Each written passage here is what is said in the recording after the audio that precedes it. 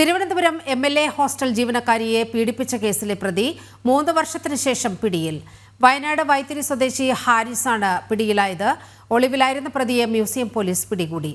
MLA hostel ജീവനക്കാരി വസ്ത്രം മാറുന്ന ദൃശ്യങ്ങൾ പകർത്തിയാണ് പീഡിപ്പിച്ചത്. വിവരങ്ങളുമായി പ്രജിത്ത് മോഹനൻ ചേരുന്നുണ്ട്. പ്രജിത്ത്, എങ്ങനെയാണ് ഈ പ്രതി അറസ്റ്റിലാകുന്നത്?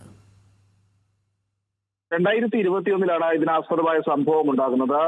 MLA ഹോസ്റ്റൽ, തിരുവനന്തപുരം MLA ഹോസ്റ്റലിലെ മലബാർ കിച്ചണിന്റെ ക്യാൻറ്റീനിലെ ജീവനക്കാരിയായിരുന്ന യുവതിയാണ് പീഡിപ്പിക്കപ്പെട്ടത്.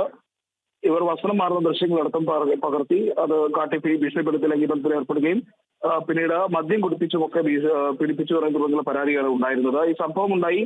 ഇത് പോലീസ് കേസായി.